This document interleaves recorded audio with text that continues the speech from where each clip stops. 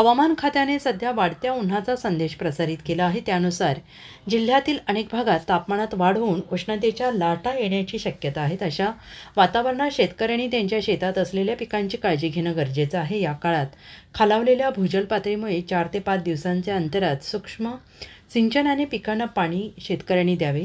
भाजीपाला आणि इतर पिकासाठी पाण्याचे नियोजन व्यवस्थित करावे आणि पाणी उपलब्ध होण्यासाठी मागील त्याला शेततळे या योजनेनुसार जास्तीत जास्त शेततळे शेतकऱ्यांनी घ्यावे असे आवाहन कृषी विभागामार्फत करण्यात येते आहे। हवामान खात्यानं प्रसारित केलेल्या संदेशानुसार उष्णतेची लाट आहे, ती लाट वाढत आहे आणि अशा वेळी शेतजमिनीत जी उभी असलेले पिकं आहेत त्या पिकांचं संरक्षण करणं आवश्यक आहे। पिकांना सिंचनासाठी आवश्यक तितक्याच पाण्याचा वापर केला पाहिजे, कारण भूजल पातळीसुद्धा या कालावधीमध्ये खालावते। त्याचबरोबर पिकांना पाण्याचा अधिक ताण बसू नये म्हणून 4 ते 5 दिवसाच्या अंतराने सूक्ष्म सिंचन साधनांचा वापर करून, त्यामध्ये ड्रिप किंवा स्प्रिंकलर याचा वापर करून पिकांना पाणी देणं आवश्यक आहे।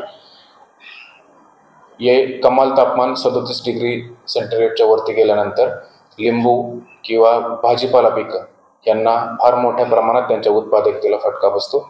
तर अशा वेळी पाण्याचा ताण जास्त होणार नाही याची काळजी शेतकरी बांधवांनी घ्यावी।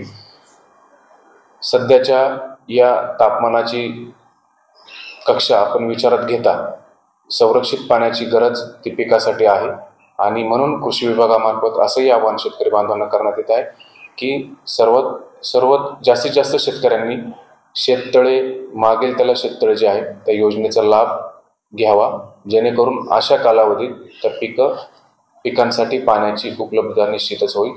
याचबरोबर वेळोवेळी जे काही हवामान खात्याकडून जे काही उष्णतेविषयी किंवा इतर तापमानाविषयी जे काही संदेश प्रसारित केले जातील तर ते सुद्धा आपण शेतकरी बांधवांनी त्याच्यानुसार उपाययोजना केल्यास आपली पिकं यापासून वाचू शकतील।